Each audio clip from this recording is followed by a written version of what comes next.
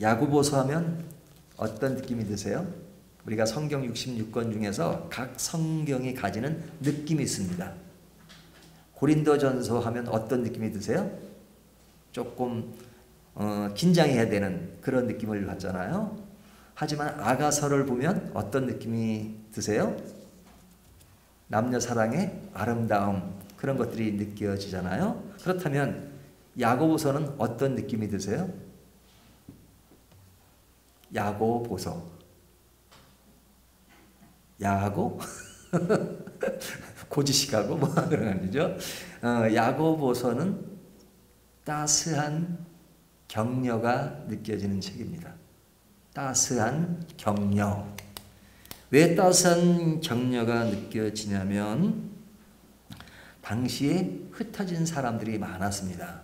여기 보면 1절에 하나님과 주 예수 그리스도의 종 야고보는 흩어져 있는 12지파에게 문안하노라. 여기 12지파라고 하는 것은 구약적 표현이죠. 구약에 나오는 이스라엘 백성들이 12지파로 나눠져 있으니까 그 모든 이스라엘을 지칭할 때 12지파다 이렇게 말할 수 있죠. 그러니까 지금 야고보 시대는 신약 시대니까 뭐 12지파가 이렇게 나눠져 있는 것이 아니고 구분되어 있는 게 아니죠.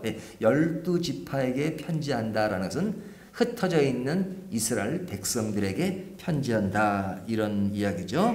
그러니까 그 당시에 이스라엘 백성들이 많이 흩어져 있잖아요. 이 흩어진 것을 디아스폴라 이렇게 이야기합니다. 많은 지역에 흩어져 살았어요. 많은 박해와 고난이 많으니까 이 나라로 가고 저 나라로 가고, 그렇죠? 우리도 뭐 이민 가신 분들이 많잖아요. 이민 가듯이 이렇게 여러 나라로 흩어져 있는 겁니다. 그러니까 흩어져 있는 그 사람들에게 편지를 하는 거죠. 누가? 야고보가. 근데 야고보가 그들에게 어떤 편지를 하느냐? 뭐 개인적으로 1대1로 하는 건 아니지만 그 당시 흩어져 있는 교회들이나 이런 곳에 편지하는 것이니까 그 편지하는 내용의 핵심이 있습니다. 그 핵심은 그들이 겪는 그 문제와 연결되어 있는 거죠. 근데 그 내용은 뭐냐면 그들을 격려하는 것이다. 격려하는 것이다. 왜? 그들이 어려움 가운데 있기 때문에. 그러니까 내 나라를 떠나서 다른 곳에 있는 것이 쉬운 것이 아니죠. 요즘 같으면 굉장히 그 거리가 가까워지고 언제든지 갔다 갔다 할 수 있으니까 그런 갭이 많이 줄었지만 그 당시에 내 조국, 내 나라를 떠난다는 것은 굉장히 어렵고 쉬운 문제가 아니었단 말이죠. 또 내가 있는 곳이 아닌 타지에 산다는 것이 힘든 문제였습니다. 근데 이 사람들이 그 여러 나라에서 흩어져 사는 그곳에서 겪는 문제들이 많았는데 그 야고보는 그들이 겪는 문제가 무엇인지를 알고 있었어요. 그래서 그 문제에 대해서 격려를 하는데 그냥 격려받아, 괜찮아, 뭐 그렇게 얘기하는 것이 아니라 아주 디테일하게 그들이 겪는 문제에 대해서 이야기를 하는 겁니다. 그 문제가 뭐였냐면 이것이 이제 야고보 전체 다룰 내용인데요. 첫 번째는 시련입니다. 시련. 많은 그 고난, 시련, 뭐 이런 이야기는 우리가 너무 많이 말하는 거잖아요. 시련 속에 있는 그 사람들에게 시련에 대한 문제, 너희가 지금 굉장히 어려운 시련의 시간을 보내고 있는데 시련의 문제를 어떻게 극복해야 하는가 하는 문제입니다. 뿐만 아니라 사람들이 같은 동족끼리 모여 살기도 하고 또 다른 타민족과 살면서 겪어야 되는 여러 가지 문제 중에 이 화내는 문제, 그렇죠? 사람이 화를 안 내고 살면 얼마나 좋겠어요? 하지만 화를 내잖아요. 그러니까 화내는 문제. 그러니까 이 야고보서가 굉장히 디테일해요. 시련의 문제, 화를 내는 문제. 그 다음에 살아가면서 또 걱정되는 것이 뭡니까? 재물의 문제잖아요. 그렇죠? 재물의 문제. 그러니까 재물 속에서 고민하고 갈등하는 문제. 이 문제를 다루고 있습니다. 그리고 이제 그들이 그 흩어진 곳에서 교회를 형성하잖아요. 교회에 대해서 벌어지는 처벌의 문제. 여러 가지 상황, 사건이 있으니까 교회는 처벌의 문제를 어떻게 다뤄야 하는가 하는 내용을 다루고 있습니다. 그 다음에 이제 가장 많이 다루고 있는 것 중에 하나가 혀의 문제예요. 여기 혀. 이 혀라는 것은 뭐 물리적인 혀가 아니라 말의 문제죠. 사람이 말을 어떻게 하느냐에 따라서 상처가 되기도 하고 위로가 되기도 하잖아요. 그러니까 이 말하는 것이 굉장히 중요합니다. 어떤 사람은 말을 하면 상대방을 아주 기분 좋게 말하는 사람이 있어요. 그 사람은 어떤 말해도 기분이 좋아요. 근데 어떤 사람은 악의적이지 않은데도 기분이 안 좋아요. 그거 왜 그래요? 나는 악의적이지 않은데 상대방의 마음을 이렇게 건드린단 말이죠. 어떤 목사님이 그런 얘기를 하더라고요. 자기는 진짜 어려워서 힘들어 죽는데 그 집주인이 김장을 해서 김장을 도와주는데 그분이 너무 가난하니까 그 김장하다 보니까 그 배추 겉에 부분 있잖아요. 겉에 부분을 갖다가 이렇게 가져가려고 얘기했대요. 이거 좀 가져가도 됩니까? 그랬더니 아이 그걸 누가 먹어? 그거 돼지들이나 먹는 건데. 그렇게 얘기해서 상처를 받았던 얘기래요. 그러니까 그분은 그냥 무식 중에 뭐 크게 의미를 부여하자고 하는 얘기야. 뭐 그 껍데기 같은 거 그냥 동물 개나 주고 뭐 돼지나 주면 되지 뭐 그걸 뭐 하려고. 근데 그 사람은 지금 끼니가 어려울 정도이기 때문에 그것을 내가 뭐 국이라도 끓여 먹으려고 가져가려고 하는데 그거는 돼지나 먹는 것이라고 하니까 얼마나 상처가 되겠어요. 그러니까 그것이 두고두고 상처가 됐다는 이야기를 하더라고요. 그러니까 내가 직접적인 공격이 아니더라도 상대방에는 상처가 될 수 있다는 거. 그래서 이게 말에 대한 문제란 말이죠. 이 혀에 대한 문제는 그래서 야고보서는 이 혀의 문제를 제일 많이 깊이 다뤄요. 그러니까 그 당시 흩어져 있는 사람들 중에서도 여러 가지 상황이 어렵다 보니까 말의 문제 이런 것들이 굉장히 심각했던 부분입니다. 더불어서 싸움과 시기의 문제, 싸움과 시기의 문제 이런 걸 다루고요. 그 다음에 물질에 대한 문제, 뭐 재물에 대한 문제나 이 물질에 대한 문제와 같은 맥락이라고 할 수 있겠죠. 이런 문제들을 아주 섬세하게 다루고 있는 책이 뭐라고요? 야고보서예요.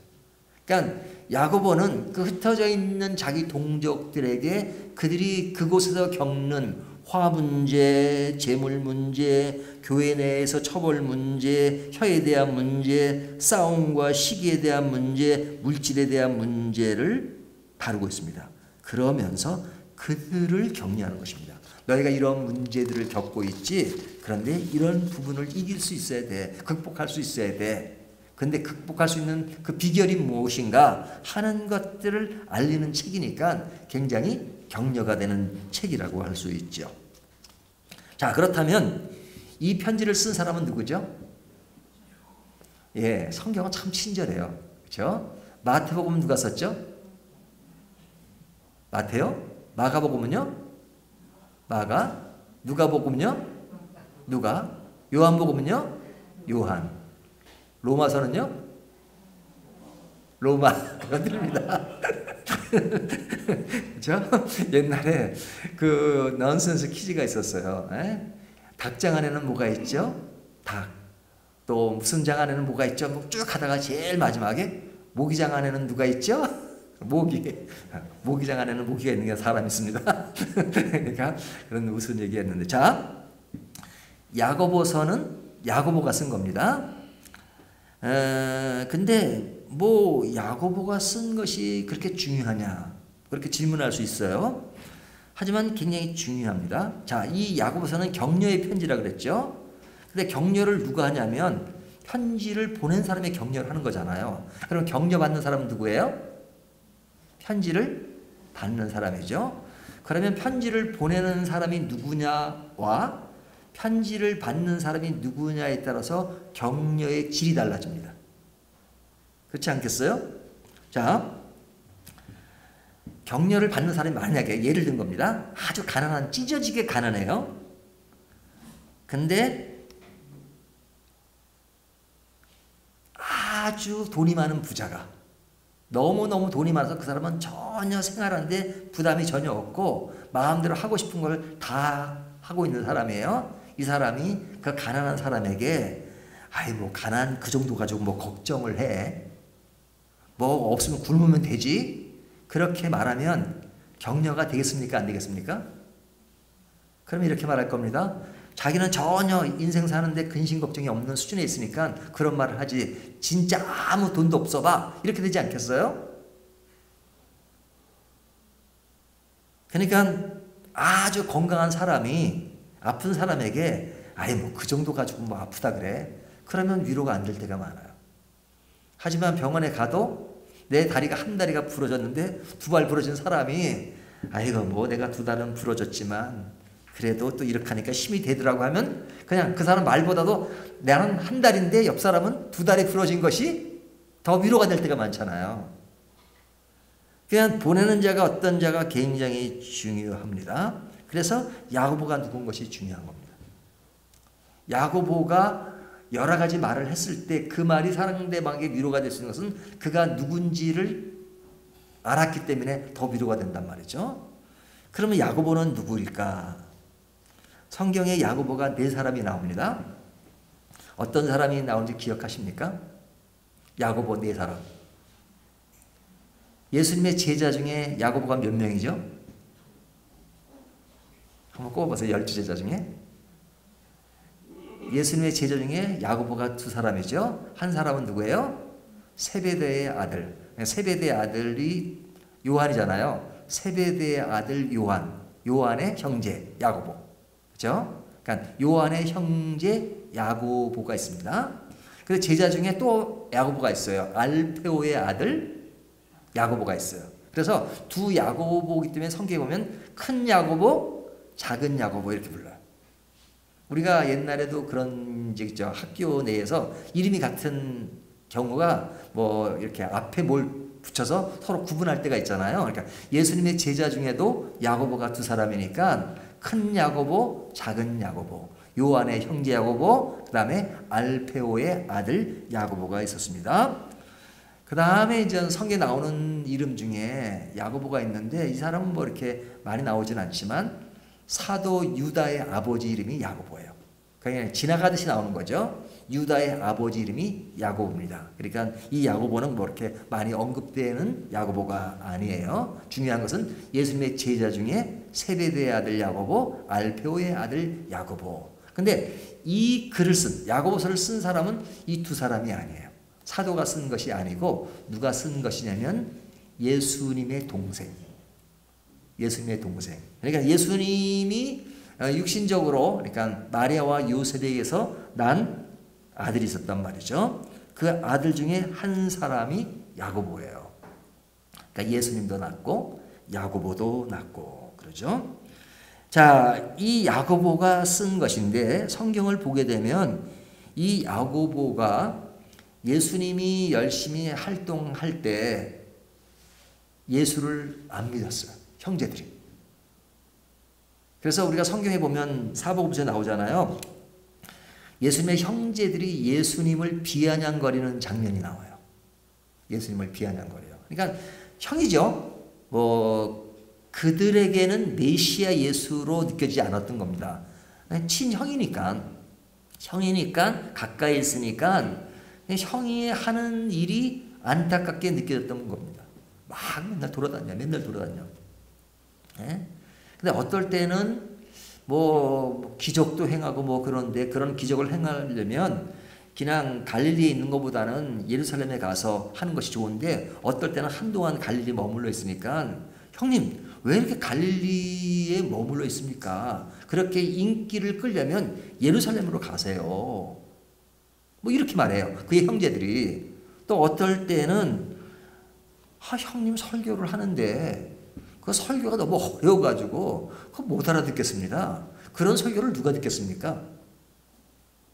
그러니까 당신의 제자들이 다 떠나는 거예요. 70인 제자들이 떠난 얘기가 나오잖아요. 그러니까 당신의 제자들이 그 어려운 설교를 어떻게 알아들을 수 있겠습니까? 하고 자기 형을 비난하는 얘기가 사복음서에 나온단 말이죠. 그러니까 그 형제들이 예수님을 비난했어요. 참 어떨 때는 가장 가까운 사이가 그 진심을 몰라줄 때가 있죠. 예수님이 상당히 형제로부터 많은 공격을 받은 겁니다. 그런데 다행히도 나중에 이 형제들이 예수를 믿게 돼요. 감사하죠. 야고보도 그 중에 한 사람입니다. 그런데 그렇게 예수를 믿은 야고보가 나중에는 어떻게 되느냐? 예루살렘의 교회 지도자가 됩니다. 그래서 그 당시에 지도자를 뭐라고 하냐면 감독이라고 했죠. 감독. 지금도 감리교에서는 감독제도가 있죠. 이 감독이 되었습니다. 그래서 예루살렘 초대 교회의 초대 감독이 돼요. 야고보가. 그러니까 초대 감독이 되면 예루살렘 회의, 교회 회의를 하고 그 다음에 흩어져 있는 사람들을 어떻게 그들을 도울 것인가 하는 그런 문제를 다루잖아요. 그것이 그 당시 감독이 하는 일이었는데 그 일을 누가 했냐면 야고보가 했던 겁니다. 근데 이 야고보는 뭐로 많이 알려졌냐면 기도의 사람으로 알려졌어요. 기도의 사람. 기도를 참 많이 하는 사람이었어요. 그래서 그 야고보에 대해서 어떤 별명이 있었냐면 낙타의 무릎이다. 낙타의 무릎이다. 그만큼 기도를 많이 했다는 거죠. 그렇죠? 런던에 가면 웨슬레가 목회하던 교회가 있습니다. 그 웨슬레가 목회하던 그 교회에 그 웨슬레가 기도하던 그 자리가 지금도 보존되어 있어요.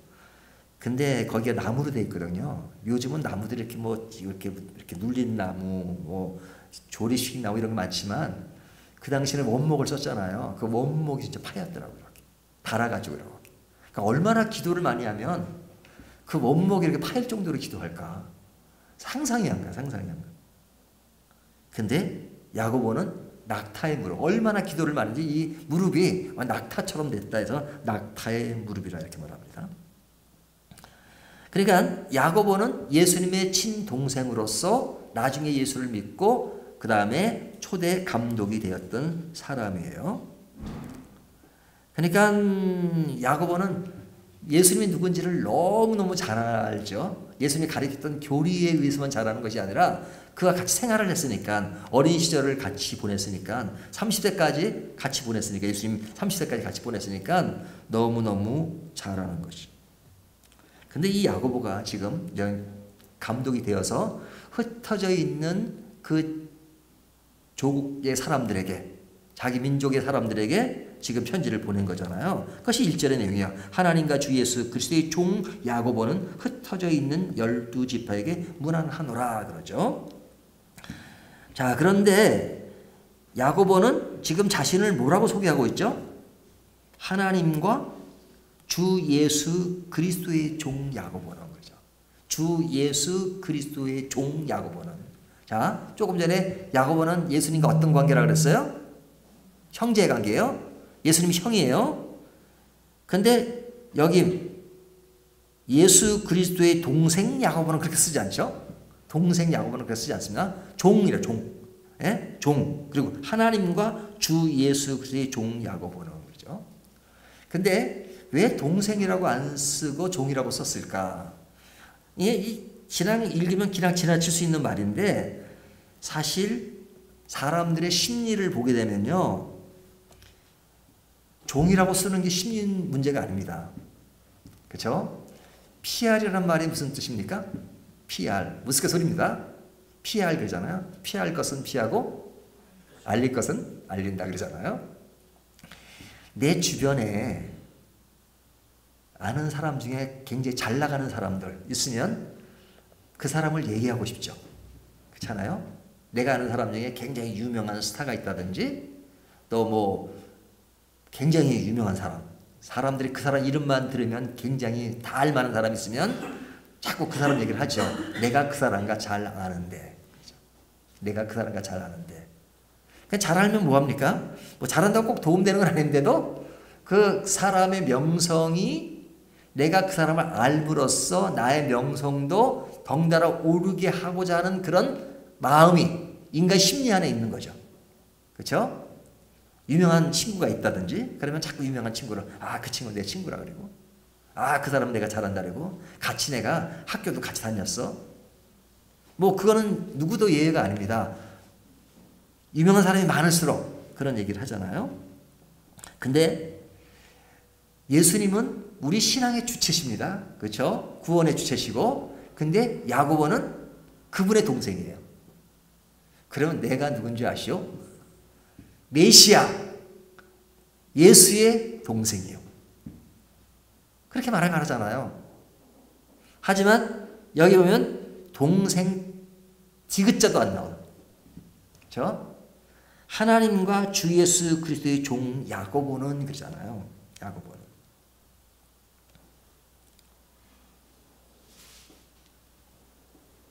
근데 우리가 유명 인사들에 대해서 이렇게 자꾸 내 가까운 데서 얘기하고 싶은데 사실 그들과 가까이 지내면 그들의 어떤 실생활의 정서를 알 수 있죠.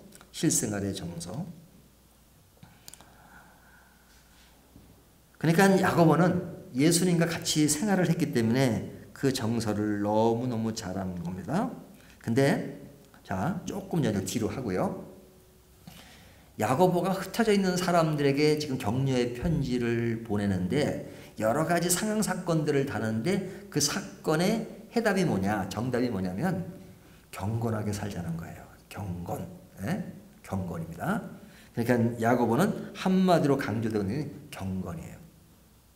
이 경건하다 그러면은 우리가 자꾸 이제 외형적인 경건을 생각해요.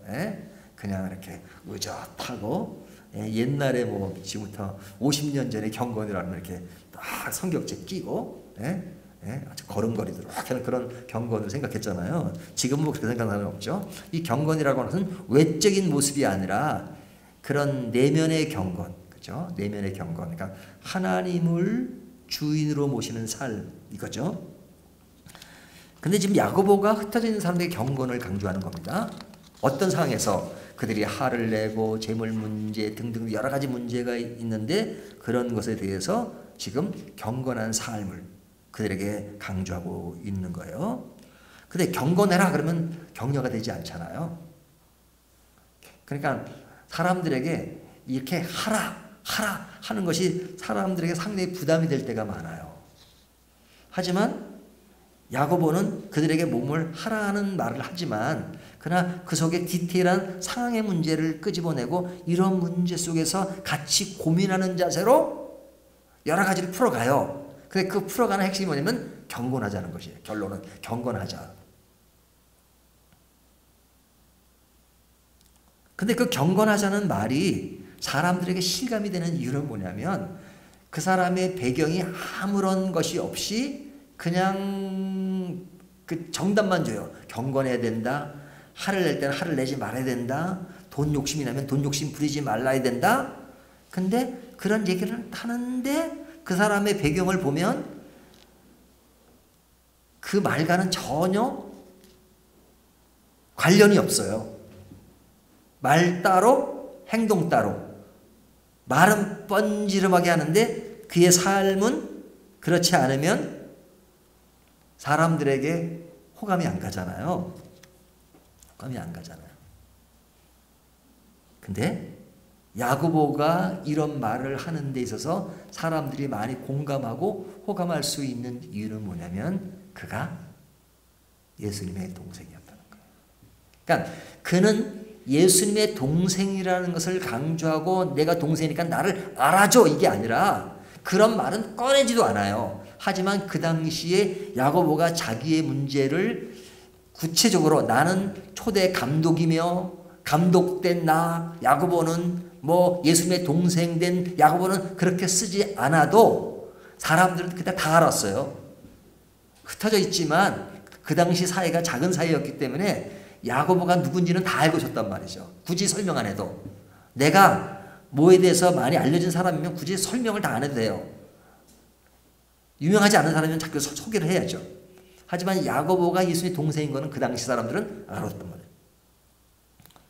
근데 아는 것만 중요한 게 아니라 예수님과 같이 생활을 함으로써 그 안에서 얻어진 삶, 그 안에서 겪어했던 많은 것들을 예수님과 가까이서 얻어진 것이기 때문에 그의 말은 호소력이 있었어요. 실제로 야고보는 낙타 무릎을 가질 만큼 기도하는 경건한 사람이었고 삶 자체가 깨끗했고 그리고 예수님과 30년을 살면서 그 안에서 많은 것들을 경험하고 깨닫고 했던 것들에 대해서 굉장히 호소력이 있었단 말이죠. 호소력이 있었다. 그러니까 우리가 누구와 같이 사는 것이 굉장히 중요합니다. 옛날에 우리 부모님들이 했잖아요. 친구를 잘 사귀어라. 그죠? 친구를 잘 사귀란 말이 뭡니까? 친구의 영향을 받으니까. 영향을 받으니까. 그러니까 제 경우를 보더라도 제 주변에 이제 유명한 사람들 있잖아요. 그 유명한 사람들 안다는 것이 중요한 건 아닙니다. 근데 그 사람들과 경험했던 삶은 굉장히 중요했던 것 같아요. 삶. 그것이 어떤 경우는 하루가 될 수 있고, 제가 기억나는 것 중에 하나는 마틴 로이 존스 목사님은 진짜 오늘날 세계에 가장 유명한 사람으로 알려진 사람입니다. 전 세계 신학을 하는 사람이면 마틴 로이 존스는 아주 오늘날 최대의 그런 인물로 알려졌어요. 예? 그분의 쓰신 설교집, 책 이런 것들은. 근데 저는 한국에 있을 때 그분 책을 읽고 야, 이런 분을 한번 봤으면 좋겠다. 그래서 제가 영국을 유학 가게 된 동기가 그분 때문에 갔어요. 그러니까 그분을 개인적으로 절대 모르죠. 근데 그분이 있는 나라에 한번 가면 좋겠다 해서 갔습니다. 그래서 제가 84년도 유학을 갔는데 제가 영국에 딱 도착하니까 그분이 82년도에 돌아가셨더라고요. 그러니까 이제 그분을 볼 수 있는 기회가 전혀 없죠. 뭐 살아계신데 하더라도 그렇게 쉽게 볼 수 있는 분은 아니었어요. 물론 이제 교회 가면 뵐 수 있었겠지만, 근데 제가 이제 영국에 가서 이제 그분이 세운 신학교에 어플라이해서 들어갔습니다. 거기서 공부하게 됐는데, 제가 이제 그곳에 있는 동안에는 그분 가족이 있는데 로이 존스 목사님 딸이 있는데 그 딸을 만나본다는 것은 엄두도 못 냈어요. 그 딸과 사위가 이제 그 영국 그 이시 공동체의 이제 위원들이고 귀족들이기 때문에 굉장히 만나기 쉽지 않아요.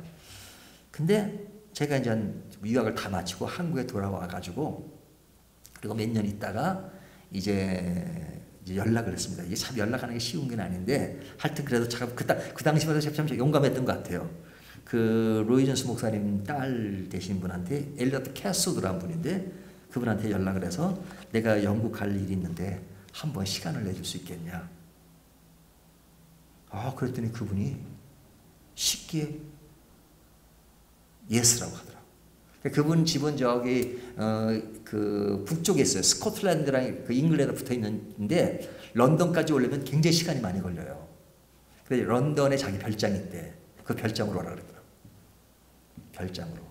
그러니까 그분이 일부러 시간 내고 거기서 오려면 최소한 그냥 차로 와도 5-6시간 걸리는 그 거리인데 그 거리 런던까지 자기 별장으로 오라 그러더라고요.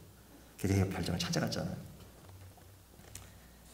야, 찾아가니까 그분이 딱 기다리고 있더라고요. 그래서 그분과 거의 하루를 같이 보냈어요.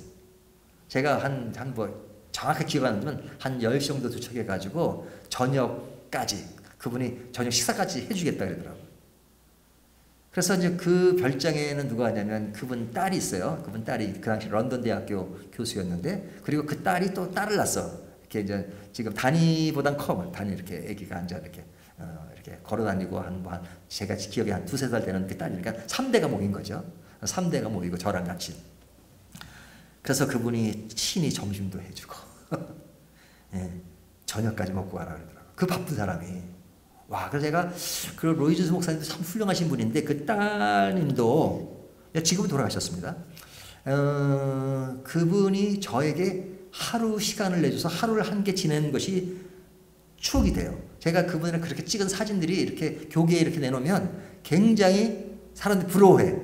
그리고 그거는 기독교 역사에 남는 정도의 그만큼 유명하신 분들이에요. 그래서 그분이 쓰신 책들도 이렇게 번역이 되고 나오고 그랬었는데, 근데 그분이 유명하다는 것보다 하루를 보내면서 그분이 보여주는 삶의 모습, 그런 것이 상당히 크게 작용하는 거죠. 삶의 모습. 이분이 그래 바쁜 사람인데 저 같은 사람은 뭐 아무것도 아닌 사람, 뭐 특별히 유명한 사람도 아니고, 그런데 그렇게 흔쾌히 나를 만나서 뭐 이익되는 것도 뭐 있어요. 물리적으로. 그럼에도 불구하고 그냥 인간적으로 만나주고. 하나 있다면 제가 런던 티올로지컬 세미나리 학교 졸업했다는 거. 아버지가 세운 학교 졸업했다는 그 외에는 그러니까 그 삶 속에서 이제 하루 만나는 것도 이렇게 귀하게 생각되는데 야고보는 형이랑 얼마나 오래 살았어요? 예수님이 공생애를 30대에서 시작했잖아요. 공생애까지는 집에서 지낸 거죠. 예? 뭐 하고? 예? 목수일하고 막. 예? 요셉이 목수였으니까 목수일하고 그러면 같이 지냈단 말이죠. 그러니까 같이 지내면서 형 동생으로 지내면서 그 형에게 보았던 예수님은 인간 예수지만 죄가 없으신 분이에요. 육신의 몸을 태어났지만 진짜 죄 없이 경건의 극치라고 하잖아. 경건의 절대적인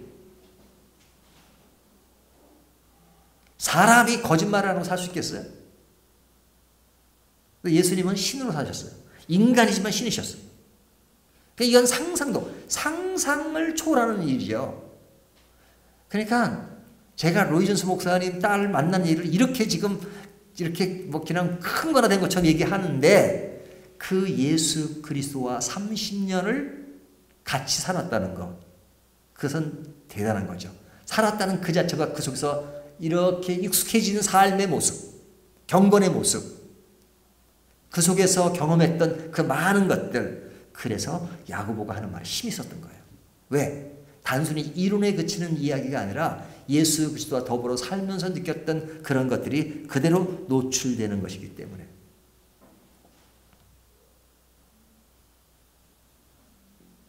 그래서 그의 그런 모습이, 삶의 모습이 12지파에게 보내진 겁니다. 보내지면서 그가 말을 하는 겁니다. 너희가 이런 시련을 겪고 있지, 화해 문제를 이렇게 해야지, 그 다음에 이것이 이렇게 하지. 그러니까 그 말이 사람들에게 쑥쑥 들어오지 않았겠어요. 예수님 제자 중에 가장 오래 산 사람이 누굽니까? 요한. 그렇죠? 요한이 요한계시록까지 쓰고 반모섬에서. 근데 요한도 사람이기 때문에 나이가 들어서는 이게 말이 어눌해지고 말하기도 힘들어잖아요. 옛날에는 연세가 드시면 거동이 힘들어지고 말이 힘들어진다는 것이 실감이 안 났어요. 옛날에는. 예? 그래서 제가 죄송합니다. 저보다 연세 드신 분이 더 계시니까 그 실감 나시죠? 이 걸음을 걷는다는 거, 말을 이렇게 막 그냥 세지 않고 한다는 거, 이게 이젠 60대 다르고 70대 다르고 80대, 90대, 100세 다르고 그렇잖아요. 근데 요한이 나이가 굉장히 많았어요. 옛날 사람들, 그 당시 사람들은 그렇게 오래 못 살았거든요. 근데 요한은 굉장히 오래 살았습니다. 그럼 요한이 사람들에게 이제 설교를 하잖아요. 그럼 설교를 하면 그렇게 막 그냥 힘있게 설교할 수 있어요. 기력이 없는데. 근데 딱 한 마디 두 마디를 해야 되는 거예요. 한 마디 두 마디. 뭐라고요? 이렇게 합니다. 설교가 서로 사랑하라.